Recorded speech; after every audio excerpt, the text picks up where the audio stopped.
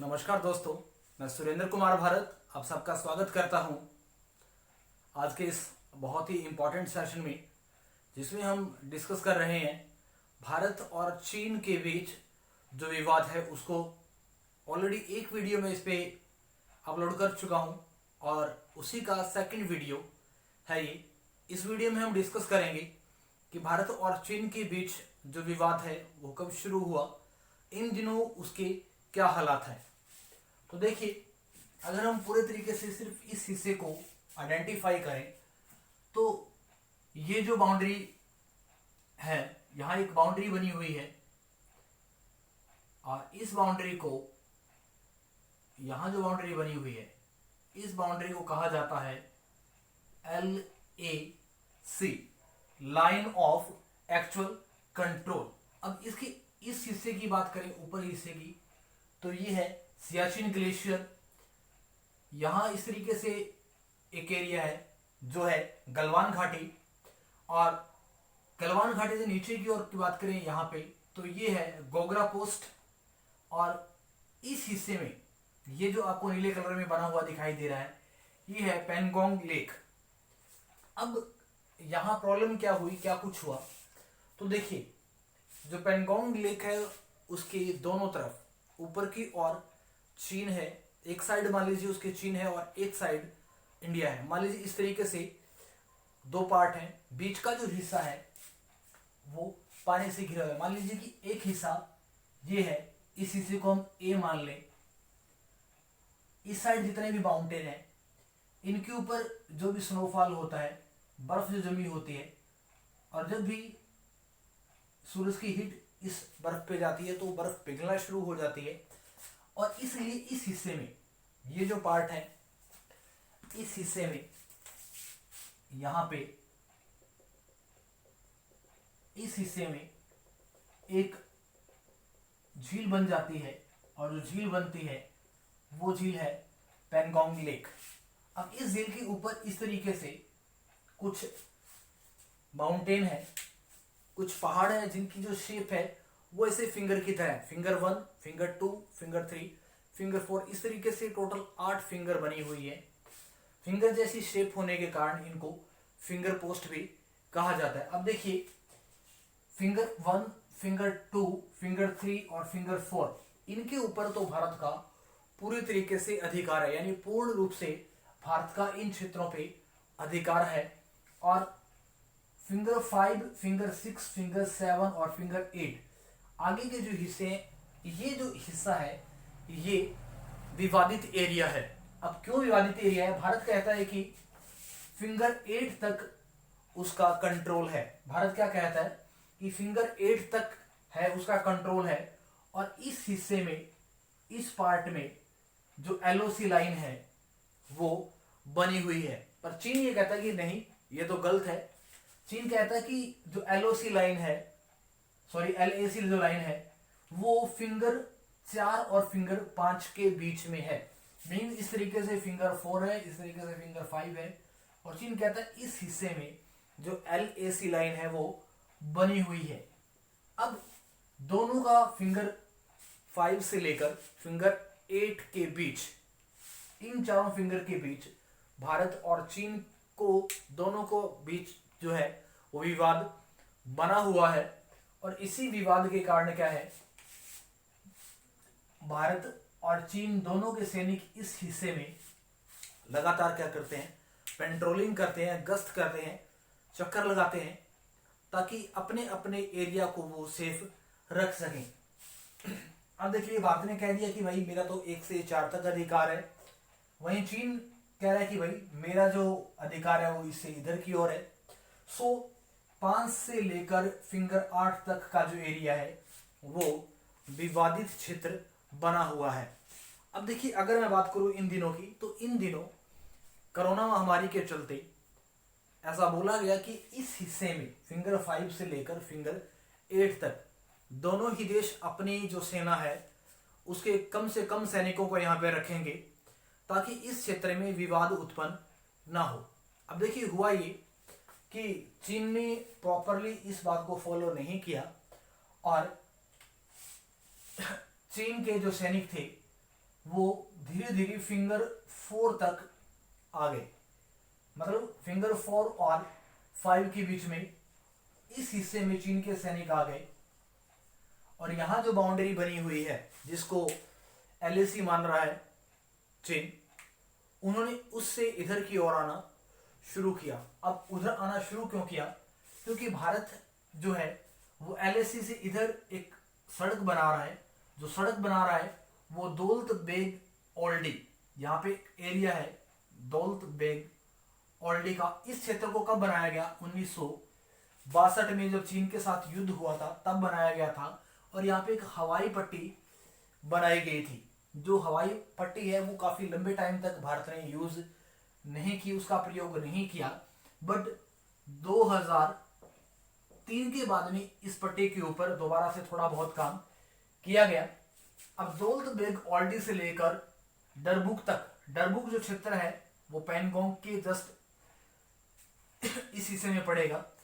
तो अगर ये रोड बन जाती है, मीन्स भारत इसको बना रहा है और कहीं ना कहीं चीन इसका विरोध कर रहा है। अब भारत के लोग हैं वो क्या कर रहे हैं, भारत के सैनिक है वो इस रोड को बना रहे हैं। अगर ये रोड बन जाती है तो भारत की जो पेट्रोलिंग है, भारत के सैनिकों का जो आना जाना है, और दौलत बेग ओल्डी से लेकर डरबुक तक जो भारत का आना जाना है वो आसानी से हो सकेगा। लगभग 150 किलोमीटर का जो एरिया है भारत उसे लगभग 5.5 घंटों के आसपास में कवर कर लेगा। मतलब पेट्रोलिंग करना भारत के लिए इजी हो जाएगा। जहां 2 से 3 दिन लग रहे थे, सिर्फ उसे 6 घंटे में वो कवर कर पाएगा। अब इस चीज का विरोध भी चीन के लोग कर रहे हैं और इसी विरोध के लिए ये जो सड़क है वो 4 और 5 जो फिंगर है उनके आसपास है। तो उस सड़क को क्रॉस किया किसने? चीन के सैनिकों ने, या चीन के जो सैनिक है वो इस सड़क पे आ गए। इसलिए दोनों के बीच जो सैनिक थे वो आमने सामने हुए, धक्का मुक्की हुई और ये घटना हुई 5 मई के आसपास। अब इस घटना के बाद में दोनों के बीच जो प्रॉब्लम थी, दोनों के बीच जो तनाव था वो और ज्यादा हो गया। इसके साथ साथ कुछ ही दिन के बाद में 5 मई को ये बात हुई, सैनिकों ने सड़क क्रॉस की। बट 9 मई को उन्होंने क्या किया, सिक्किम के अंदर जो फौजी थे उनके बीच पथराव हुआ। चीन के सैनिकों ने भारतीय सैनिकों के ऊपर पथराव किया और उसके जवाब में भारतीय सैनिकों ने भी ऐसा करने की कोशिश की। अब जो विवाद था वो बहुत पीक पे चला गया।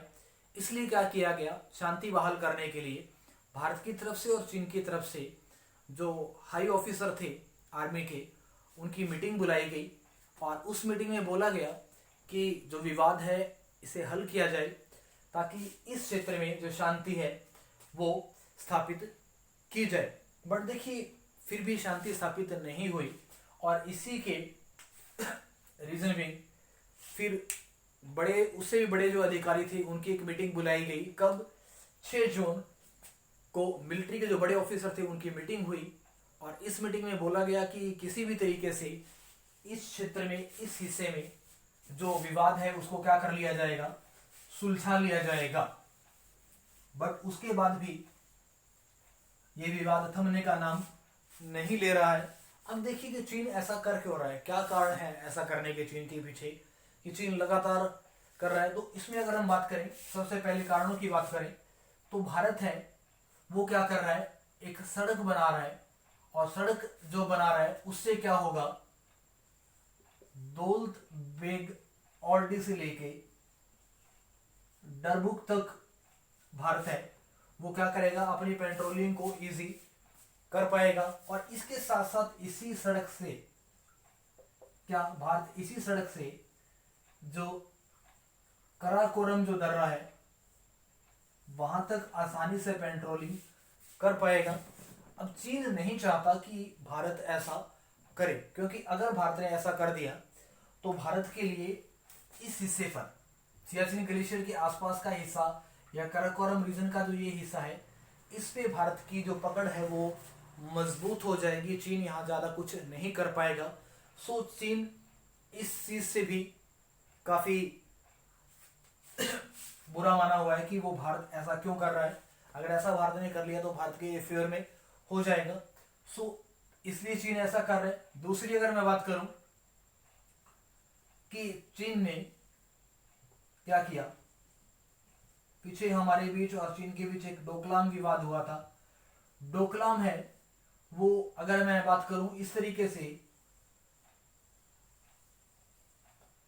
ये सिक्किम है और यहां पे डोकलाम पड़ेगा, जिसके ऊपर पूरा का पूरा जो भूटान है उसका कंट्रोल है। बट यहां पे इंडिया, भूटान और चीन तीनों की बाउंड्री मिलती है, और इस हिस्से में चीन क्या है, सड़क बनाना चाहता है डोकलाम के एरिया में। अब बात करें कि अगर यहाँ पे सड़क बन गई तो चीन आसानी से इस क्षेत्र में घुसपैठ कर पाएगा, अपने सैनिकों को पहुंचा पाएगा, जो कहीं ना कहीं भारत की सुरक्षा के खिलाफ है। तो इसलिए डोकलाम जो विवाद है वो सामने आया और इसीलिए चीन ऐसा कर रहा है। तीसरी अगर मैं बात करूं कि जिस कोरोना महामारी के चलते चीन अपने आप की जो गलतियां हैं वो छुपा रहा है। अब चीन ऐसा कर क्यों रहा है, क्योंकि जो कोरोना वायरस है वो कहीं ना कहीं चीन से ओरिजिनेट हुआ है, चीन से बना है, और चीन इस बात को छुपाना चाहता है पूरी दुनिया से। कहीं ना कहीं वो पूरी दुनिया का जो ध्यान है वो आकर्षित करना चाहता है किसी दूसरे मैटर को लेकर, किसी दूसरे विषय को लेकर, इसलिए चीन ऐसा कर रहा है।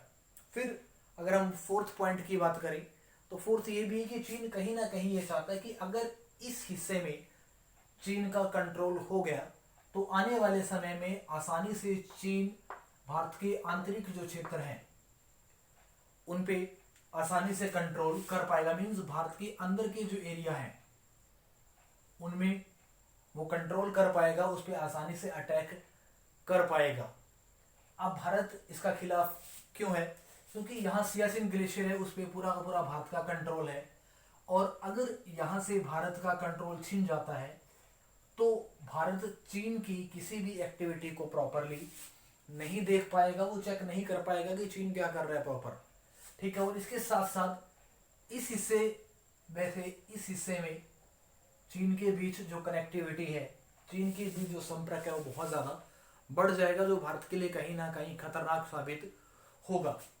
तो इसके साथ साथ कुछ जो दूसरे इफेक्ट हैं उनको भी यहाँ बात की जा सकती है कि भारत और चीन के बीच जो सीमा है उसे क्या कहा जाता है, तो उसे मैकमोहन बाउंड्री का नाम दिया गया। इस मैकमोहन जो बाउंड्री थी इसे 1914 में शिमला एग्रीमेंट के तहत उस बाउंड्री को क्या किया गया, ड्रॉ किया गया, बनाया गया। चीन है वो मैकमोहन लाइन को नहीं मानता, वो कहता है कि 1914 के अंदर उसके साथ कोई एग्रीमेंट नहीं हुआ, उससे इस बाउंड्री के बारे में पूछा नहीं गया, तो वो मैकमोहन लाइन है उसको लेकर भी ज़्यादा आश्वस्त नहीं है, ज़्यादा उसे नहीं मानता। तो आज की इस वीडियो में हमने डिस्कस किया पूरा का पूरा भारत और चीन के बीच जो विवाद है वो किन बातों को लेकर है, चीन ऐसा क्यों कर रहा है, और कौन कौन से इंपॉर्टेंट सेंटर हैं उनके बारे में। उम्मीद करूंगा मेरी ये वीडियो आपको पसंद आएगी।